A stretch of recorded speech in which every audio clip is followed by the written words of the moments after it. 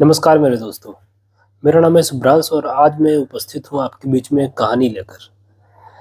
इस कहानी की शुरुआत होती है 22 फरवरी 2022 या उससे भी पहले 2014 में भी एक वाक़या आता है जब यूक्रेन का एक हिस्सा, जिसे हम क्रीमिया नाम से जानते हैं, जो यूक्रेन का नीचे का यानी दक्षिणी हिस्सा है, उस पर रूस कब्ज़ा कर लेता है। और उसके बाद में धीरे-धीरे जो हालात बिगड़ते हैं, वो कहीं न कहीं युद्ध के रूप में परिणित होते हैं और 22 फरवरी 2022 को एक युद्ध की शुरुआत हो जाती है। रूस-यूक्रेन युद्ध, जिसके बारे में हम सब लोग लगभग परिचित ही हैं। मैं भी उस दिन देख रहा था खबरों में, उस युद्ध के बारे में बड़ा विचलित था। और स्थिति ऐसी बनती है कि आज तक युद्ध थमने का नाम नहीं ले रहा है। आज लगभग 3 साल पूरे होने वाले हैं। 3 साल में न जाने कितनी त्रासदी आई। रूस ने यूक्रेन के जितने पावर प्लांट्स थे, जितने बिजली घर थे जहाँ से बिजली बन रही थी, उनको सबको नष्ट कर दिया। लगभग 7 लाख करोड़ का तो नुकसान ऐसे ही किया, उसके साथ में लाखों करोड़ का नुकसान यूक्रेन के अंदर किया। रूस की सेनाएं कीव तक चली गईं। लुहांस्क, डोनेत्स्क जैसे क्षेत्र आज रूस के कब्जे में है। यूक्रेन भी थोड़ा-सा एक कुर्ज़ नाम का जो एक क्षेत्र है रूस का, उस पे उसने या कहो अंदर गया है या रूस ने उसे आने दिया है। और आज जो स्थिति है उसके पीछे अमेरिका भी है और उसके पीछे के तमाम ताकतें, जो कि हमें साफ तौर पर अब नज़र आ रही हैं, चाहे वो यूरोपियन यूनियन हो या फिर कोई भी देश हो जो उससे प्रत्यक्ष या अप्रत्यक्ष रूप से कमा रहे हैं, उससे लाभ कमा रहे हैं। और लाभ तो उसका भारत को भी हुआ है। लाभ भारत को इसलिए हुआ है क्योंकि भारत को अब $60 प्रति बैरल के हिसाब से भारत को सस्ता जो क्रूड ऑयल जो मिल रहा है, वो भी इससे पहले कभी नहीं मिला है। इसके साथ में जो रूस की अर्थव्यवस्था की बात करें तो रूस की अर्थव्यवस्था एक समय में बढ़ती हुई भी नज़र आई इस युद्ध के दौरान भी, क्योंकि लगातार रूस के जो तेल है, उसका जो खनिज तेल है, वो लगातार बिकता रहा और चाइना और भारत उसे खरीदता रहा। उधर एक जो हथियारों का व्यापार है, जो ट्रिलियंस ऑफ डॉलर का जो हथियारों का व्यापार है, वही इन युद्धों के पीछे है। जो अमेरिका के अंदर जो क्रोनी कैपिटलिज्म जिसको हम कहते हैं, जो सत्ता के पीछे, जो सत्ता के साथ जो कॉर्पोरेट को खड़ा हुआ देखते हैं, वो अमेरिका में सीधे तौर पर हमें कॉर्पोरेट सत्ता के साथ खड़ा हुआ दिखता है। और जब हम ऐसी स्थितियाँ देखते हैं कि इलॉन मस्क साफ तौर पर न कि केवल फंडिंग कर रहे हैं, वो आके मंच साझा कर रहे हैं, मंत्रालय भी ले रहे हैं। उसी तरह हम देखते हैं डेमोक्रेटिक पार्टी की तरफ से बिल गेट्स को देखते हैं, जो सपोर्ट करते हुए डेमोक्रेटिक पार्टी को। तो हम ये देख पाते हैं कि जो अमेरिका में जो प्राइवेट कंपनीज़ हैं, जो हथियारों की जो सप्लायर हैं पूरी दुनिया में, वो इस युद्ध को या फिर थमने नहीं दे रही हैं। उनका भी कहीं न कहीं हाथ इस युद्ध को आगे और गति देने में रहा है। अभी जब डोनाल्ड ट्रंप लगातार चुनाव प्रचार में कहते हैं कि हम आएँगे तो युद्ध को रोक देंगे। जब वो लगातार कहते रहे कि हम आएँगे, युद्ध को रोक देंगे, और जो एक सुझाव दिया था, इलॉन मस्क ने जो एक सुझाव दिया था कि एक काम करते हैं कि सीज़ फायर पहले करते हैं, उसके बाद में लुहांस्क डोनेट्स्क रीजन के अंदर एक चुनाव कराएँगे और उस चुनाव के बाद में जनमत जैसा होगा कि वो लोग रूस के साथ रहना चाहते हैं या यूक्रेन के साथ रहना चाहते हैं, उस हिसाब से जनमत का जो परिणाम आएगा, उस हिसाब से लुहांस्क डोनेट्स्क का तय हो जाएगा। भविष्य के लुहांस्क डोनेट्स्क एक आज़ाद देश के रूप में सामने आएँगे या फिर रूस या यूक्रेन के साथ रहेंगे। लेकिन यूक्रेन अपनी किसी भी ज़मीन पर जनमत नहीं होने देना चाहता, क्योंकि वो ये मानता है कि ये मेरी ज़मीन है, मैं इस पर जनमत क्यों होने दूँ? वो चाहता है कि ये मेरी ज़मीन है, मैं इसको आज़ाद कराऊँगा, और इसी के पीछे ये हथियारों का व्यापार लगा है, जो इस युद्ध को पुश कर रहा है और युद्ध लगातार आगे की ओर बढ़ता हुआ चला जा रहा है। अब कुछ मैं हालिया घटनाओं का ज़िक्र करूँगा। इसी महीने जब चुनाव के नतीजे आते हैं, और चुनाव के जब नतीजे आते हैं उसके बाद में लगातार उसके साथ ही जब चुनाव का जब प्रचार भी चल रहा था, तभी भी लगातार एक प्रचार अमेरिका के अंदर चल रहा था कि अमेरिका का जो टैक्स पेयर है, उसका जो पैसा है, वो यूक्रेन के अंदर गल रहा है। वो यूक्रेन के अंदर क्यों जाए, आखिरकार अमेरिका का पैसा यूक्रेन के अंदर क्यों वेस्ट किया जाए। इसको लेकर डोनाल्ड ट्रंप ने एक आवाज उठाई और उन्होंने कहा कि ये युद्ध हर हालत में जल्द से जल्द रुकने चाहिए। और ये भी कहा जाता है कि डोनाल्ड ट्रंप और पुतिन की भी बनती है, और पुतिन ने अप्रत्यक्ष रूप से सपोर्ट भी किया डोनाल्ड ट्रंप को आने के लिए। तो हाँ, और जब देखते हैं कि इलॉन मस्क का जो प्लान देखते हैं कि वहाँ पर जनमत होना चाहिए, इस प्रकार की जब चीज़ें, तमाम चीज़ें हम देखते हैं, तो हमको लगता है कि हाँ, अगर डोनाल्ड ट्रंप आएंगे तो ये युद्ध अब रुक सकता है। लेकिन इस महीने की चुनाव के बाद के जो फैसले हैं, क्योंकि अमेरिका में 4 साल 10 महीने के लिए कोई राष्ट्रपति नहीं चुना जाता है, अमेरिका में 5 साल के लिए ही राष्ट्रपति चुना जाता है, और 20 जनवरी तक डोनाल्ड ट्रंप नहीं आ पाएंगे, और 20 जनवरी तक अमेरिका के राष्ट्रपति जो बाइडन ही हैं। और जो बाइडन ने मूलतः जो 3 काम किए, जो 3 फैसले लिए हैं यूक्रेन और रूस के युद्ध के बीच में, वो बहुत महत्वपूर्ण है, और वो आग में घी डालने के बराबर या उससे भी ज़्यादा है। पहली बात तो ये है कि जब जो बाइडन ने कहा कि, या उन्होंने फैसला ये किया कि जो यूक्रेन है, जो लॉन्ग रेंज मिसाइल को चलाने के लिए लगातार अनुमति मांग रहा था, उसको लॉन्ग रेंज मिसाइल चलाने की अनुमति दे दी जाती है। अमेरिका के द्वारा उसे अनुमति दे दी जाती है कि वो लॉन्ग रेंज मिसाइल चला सकता है। इसके साथ में जो लैंड माइन जो बिछाने की भी अनुमति दे दी जाती है कि वो किसी भी टैंक के प्रतिरोधक माइंस, या फिर सैनिकों के लिए वो माइंस भी बिछा सकते हैं अपनी रक्षा में। इसके साथ में 1 साल तक के लिए गोला बारूद, जिसकी कीमत $275 मिलियन है। इतना 70वीं बार लगातार ये जो दिया गया हथियार दिया गया है अमेरिका के द्वारा यूक्रेन को, ये 70वीं बार दिया गया, और कितना $275 मिलियन का, और लगभग 1 साल तक युद्ध जारी रह सके इतना पैसा भी यूक्रेन को दे दिया गया है। अब बात यह है कि जब लॉन्ग रेंज मिसाइल को चलाने की अनुमति दे दी जाती है, तो इस पर रूस की क्या प्रतिक्रिया आती है।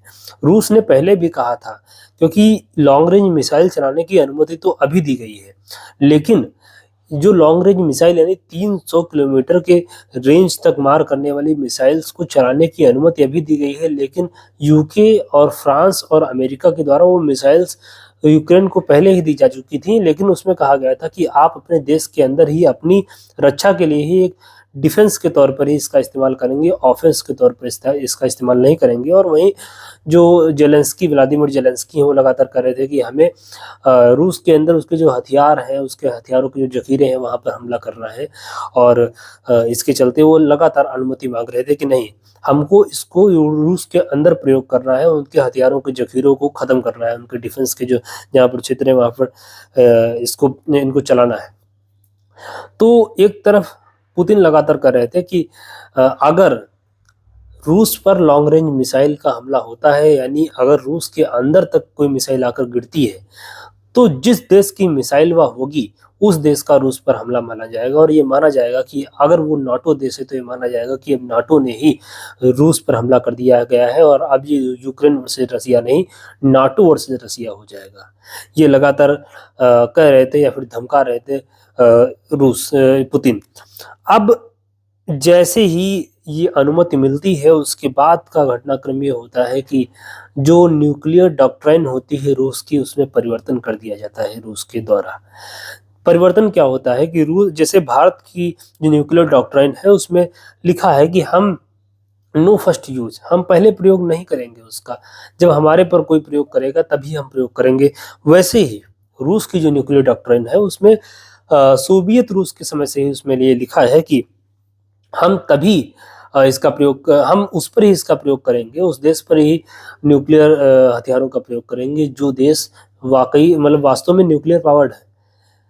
अब जैसे न्यूक्लियर डॉक्ट्राइन चेंज होती है, तो एक उथल पुथल मच जाती है कि ये जो न्यूक्लियर डॉक्ट्राइन चेंज हुई है, इसके जरिए क्या वो धमकाना चाहते हैं दुनिया को या अमेरिका को, या फिर यूक्रेन को समर्थन देने वाले देशों को और यूक्रेन को, या फिर वो वास्तव में न्यूक्लियर हमला तो नहीं करने वाले, और अगर करने वाले हैं तो क्या हम तृतीय विश्व युद्ध के मुहाने तक तो नहीं आ गए।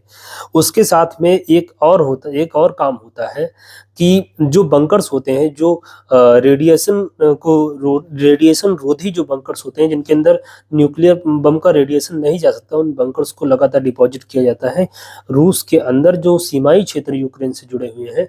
क्योंकि न्यूक्लियर बम जब छोड़ा जाता है तो एक पैराशूट लगाकर एक निश्चित ऊंचाई पर छोड़ा जाता है और उसका रेडिएशन किधर भी जा सकता है हवा के रुख के हिसाब से। तो जब वहां पर यूक्रेन के किनारे वाले क्षेत्रों में जब रूस के अंदर जब वहां पर लगातार डिपॉजिट करे जाते हैं बंकर्स, तो इस पर भी सवाल उठता है।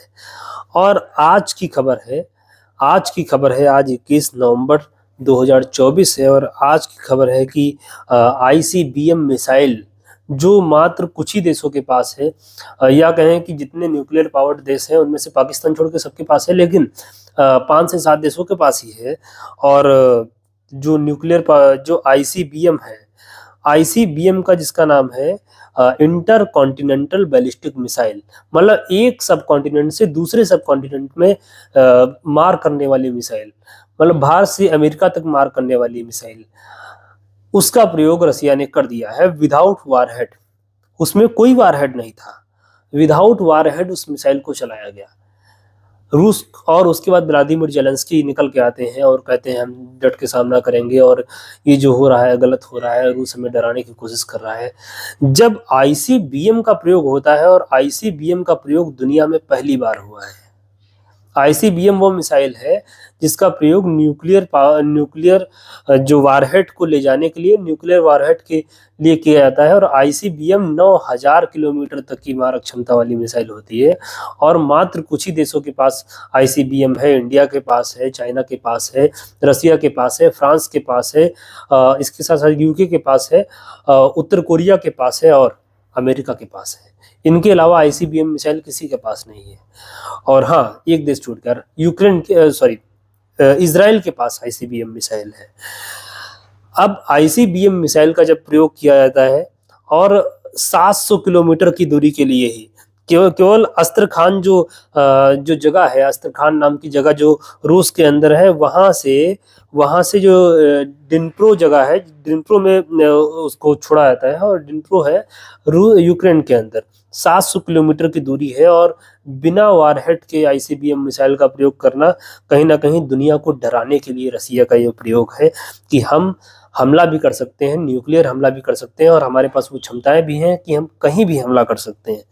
और जैसे ही न्यूक्लियर डॉक्ट्राइन में परिवर्तन होता है, उसके साथ कुछ परिवर्तन और भी हमें देखने को मिलते हैं। क्योंकि 4 देश पिछले ही साल 2023 में, जिसमें फिनलैंड, स्वीडन, नॉर्वे और डेनमार्क, ये 4 देश नए नवेले जो मेंबर हैं नाटो के, इनमें भी उथल पुथल मच जाती है। क्योंकि फिनलैंड से जो सीमाएं मिलती हैं, स्वीडन से जो सीमाएं मिलती हैं रूस की, तो इसी बात की तो जद्दोजहद थी रूस की और यूक्रेन की। जब युद्ध की शुरुआत होती है तो इसी बात की तो जद्दोजहद थी कि आप नाटो में मत शामिल होइए, क्योंकि अगर आप नाटो में शामिल होंगे तो नाटो की सेनाएं, नाटो की सीमाएं हमारे बॉर्डर तक आ जाएंगी। और ये हरगिज रूस नहीं होने देना चाहता था। और जब फिनलैंड, स्वीडन, नॉर्वे और डेनमार्क शामिल हो जाते हैं तो उनको भी डर सताने लगता है कि कहीं ना कहीं नाटो को ये दिखाने के लिए कि हम कुछ भी कर सकते हैं, हम हमला कर सकते हैं, तो उसको दिखाने के लिए क्या रूस हम पर तो हमला नहीं कर देगा। तो ये भी एक महत्वपूर्ण खबर निकल कर आती है कि उनके अंदर वो तैयारियां चालू कर देते हैं, अपने सेनाओं को आदेश देते हैं कि आप तैयार रहिए। अपने यहाँ एक एडवाइजरी जारी करते हैं कि कैसे कैसे हमें बचना होगा, क्या क्या हमें करना होगा, कहाँ कहाँ हमें छुपना होगा, कैसे मदद करनी होगी। और इन सब चीजों के बीच हम देखते हैं एक छोटा सा घटनाक्रम और होता है कि यूक्रेन की सेनाएं कुर्स रीजन में आ जाती हैं। और कुर्स रीजन में रूस के अंदर जब सेनाएं आती हैं यूक्रेन की, तो अब जाड़ा भी आने वाला है। और जो एक गेम ऑफ थ्रोन्स एक वेब सीरीज है, उसमें एक डायलॉग देखने को मिलता है कि जाड़ा आने वाला है, विंटर इज कमिंग। तो विंटर इज कमिंग ये रसिया के लिए भी कहा जा सकता है, क्योंकि रसिया में हिटलर की सेनाएं भी दम तोड़ देती है एक समय में, क्योंकि वहां पर जाड़े में रसिया के अंदर जो सैनिक युद्ध असंभव साबित होता है, असंभव सा प्रतीत होता है। और रूस लगातार समर्थन जुटाता जा रहा है। रूस ने जब ब्रिक्स समिट अपने देश में करी तो उसने दुनिया को अपनी ताकत दिखाई। जो बाइडेन को भी जवाब दिया। जो बाइडेन ने जो बात कही थी कि पुतिन वाज टोटली आइसोलेटेड, उनको भी जवाब दिया। और आज कुर्स रीजन के अंदर, मैं आपको बताऊं, कुर्स रीजन के अंदर साउथ कोरिया, माफ कीजिएगा, नॉर्थ कोरिया की सेनाएं, नॉर्थ कोरिया की 8,000 सैनिक वहां पर कुर्स रीजन में मौजूद हैं। किस लिए मौजूद हैं? क्या नॉर्थ कोरिया की जरूरत है रसिया को? नहीं। वो लामबंद कर रहा है एंटी अमेरिका या एंटी नाटो या एंटी यूरोपियन जो कंट्रीज हैं उनको एक साथ लामबंद करने का काम रसिया कर रहा है। भारत को और चाइना को एक मेज पर बिठा देता है।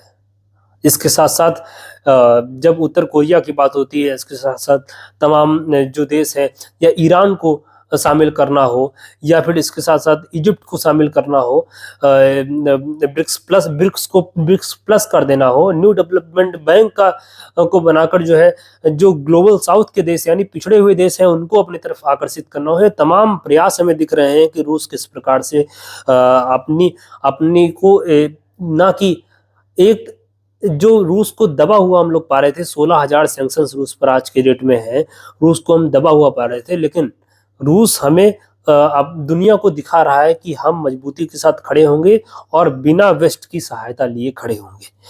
अब वहां पर जब आज की स्थिति की हम बात करते हैं, तो आज जब ICBM मिसाइल, जिसका दुनिया में पहली बार प्रयोग हुआ है, जब से ICBM मिसाइल आती हैं दुनिया में, उनका आविष्कार होता है, उसके बाद पहली बार जब ICBM का इंटर कॉन्टिनेंटल बैलिस्टिक मिसाइल का प्रयोग रसिया करता है और न्यूक्लियर डॉक्ट्राइन चेंज करता है, तो ये कहीं ना कहीं उद्बोधन भी है रसिया का, एक आह्वान भी है कि बाकी देश भी ऐसा कर सकते हैं और वो अपनी डॉक्ट्राइन को चेंज कर सकते हैं। इस्तेमाल की तो बात नहीं, लेकिन डॉक्ट्राइन चेंज होती हुई आगे हमें दिखेंगी और देशों की भी। और एक महत्वपूर्ण खबर और निकल कर आती है कि पुतिन इंडिया आ रहे हैं। पुतिन का ऐसे समय में इंडिया आना, जब हम देख रहे हैं तृतीय विश्व युद्ध जैसे हालात एक झटके में उपलब्ध आ सकते हैं, तो ऐसी स्थिति में पुतिन का इंडिया आना, ये एक महत्वपूर्ण चीज है कि पुतिन इंडिया क्यों आ रहे हैं। वो दुनिया के तमाम देशों को लामबंद कर रहे हैं और पुतिन इंडिया आ रहे हैं, तो ये एक महत्वपूर्ण जो कुछ उनके निर्णय होंगे वो होंगे। और हो सकता है कोई हथियारों की कोई डील भी हो सकती है। पुतिन हमें कोई अपनी जो किसी भी प्रकार की टेक्नोलॉजी जो हथियारों की है वो भी दे सकता है। और आगे जो कुछ भी घटनाक्रम होंगे हम साझा करेंगे आपसे। लेकिन महत्वपूर्ण बात यह है कि 20 जनवरी को भी दिन बाकी हैं और 20 जनवरी को डोनाल्ड ट्रंप अमेरिका के राष्ट्रपति होंगे और उसके बाद जो निर्णय होंगे वो हम देखेंगे कि उसके बाद ये युद्ध चलता है या रुकता है। लेकिन जिस प्रकार से डोनाल्ड ट्रंप, जिस प्रकार से जो बाइडेन एक प्रकार से जुट चुके हैं, ऐसे हालात पैदा करते जा रहे हैं जो एक त्रासदी को आगे जन्म दे सकते हैं, उससे तो नहीं लगता कि आगे इतना आसान होगा। नमस्कार।